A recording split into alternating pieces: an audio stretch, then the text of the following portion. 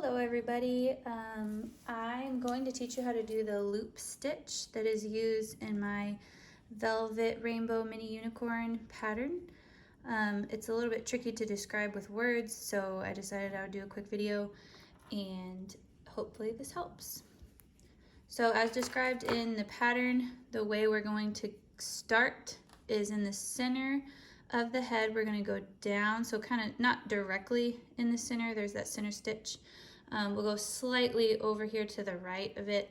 We'll go down all the way to the neck, kind of turn our work. We'll probably do one stitch right there, come all the way back along the work we just made and end the mane up here. That'll make a nice thick plush mane. And then for the tail, we'll start here and work in a counterclockwise circle.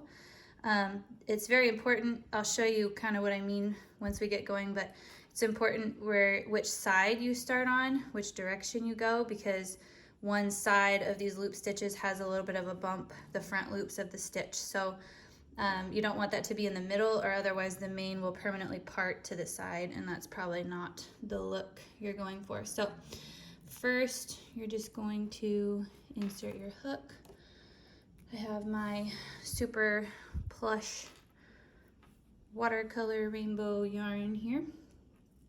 Just pull up a loop, and you're gonna do this a lot. You're gonna drop the hook a lot because this yarn is so thick, and I'm using a 3.5 millimeter hook, which really I would never use for this thick of yarn, but I don't want to space apart these stitches too much, so I'm just gonna deal with the annoyances of that. So this we will later sew into the head, so it'll be hidden.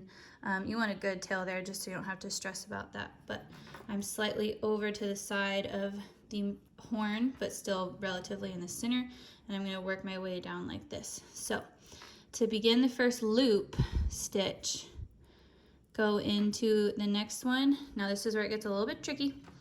You want to cross your yarn over like this. This determines how long your loop is.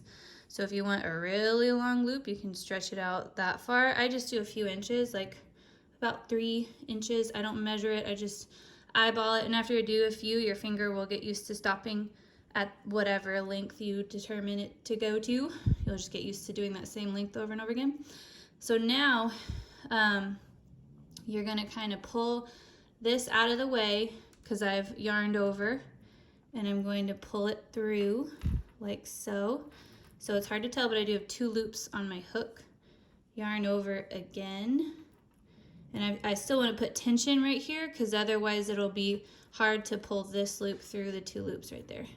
So pull, and there you go. Now this is secure, and you can let that loop fall. Working yarn is right here and on my hook. So that was 1 loop. Here's another one again. Go through the next stitch.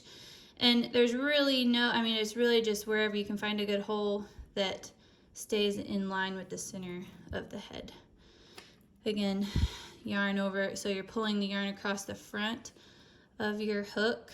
Get a good 3-ish inches. Grab that hook on the front there. Pull this out of the way so that you can get that through like so. I have 2 loops on my hook. Yarn over again like normal, and then wiggle my way through those 2 hooks to complete the stitch. There's 2 loops. Pull that out of the way, through there, keeping tension with this finger. Yarn over again, pull through 2. So it is tricky the first few times, but just keep working at it and it'll become easier. Probably by about the time you finish this mane, you'll feel okay about the loop stitch. So yeah, just keep at it. So again, I'll do that one. I just inserted my hook into the next space, kind of wrap around, cross over with this finger. Keep tension here, grab it, move this out of the way so that you can pull through. 2 loops on my hook, yarn over, pull through 2. So I'm going to pull this up just so I don't lose it, but this is what I was talking about, how you get this ridge on one side of your work. So if you have your unicorn going this way, and you go down here and then loop around and go back, you just don't want that ridge. This side doesn't have as much of a ridge. It's nice, but this ridge here does better on the does better on the outside of the mane, because if it's in the center, because we're going to come through and do another pass up the back of the head, if it's in the center, they'll part like this, and you'll kind of have this weird matted looking area when you're done. So just go down and back up. If you like a thinner mane look, you're welcome to stop after you just go down the head right here.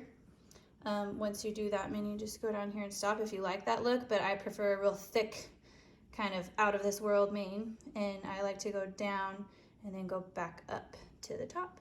So there is the loop stitch for my pattern. Hope you guys enjoy.